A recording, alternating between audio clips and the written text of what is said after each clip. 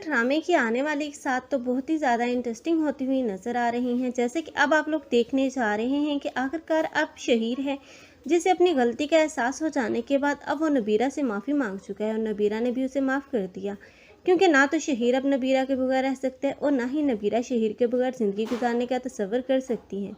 लेकिन अब शहीर है जिसने अब पक्का इरादा कर लिया है कि अब वो जल्द इज़ा जल्द अब अपनी बहन रिदा की शादी करवा देगा। लेकिन रिदा कभी भी उस लड़के से शादी नहीं करेगी, क्योंकि रिदा जो कि अब सुलेमान की मोहब्बत में बिल्कुल ही अंधी हो चुकी है। लेकिन अब उसका अंधापन तो तब दूर होगा जब सुलेमान की हकीकत उसके सामने खुलेगी, तब उसे पछतावा होगा, तब वो पछताएगा।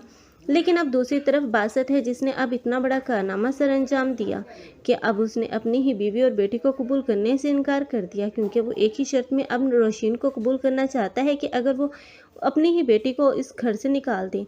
लेकिन वो कभी भी अपनी बेटी को खुद से अलग नहीं करेगी और यही बात अब बासत बर्दाश्त नहीं कर पाएगा कि अब रोशीन उसकी हुक्मदुली कर रही है। लेकिन बहुत जल्द अब वफ़ा है जो कि अब रोशीन, बासत तो बिल्कुल ही अंधा हो चुका है। एक तरफ से वफ़ा है जो कि रोशीन को खुलेआम चैलेंज कर रही है कि अब वो उसे घर से निकाल देगी, और दूसरी तरफ अब ये बासत जो कि खुद भी अब रोशीन को नहीं रखना चाह रहा और खुद वफ़ा से शादी करना चाहता है।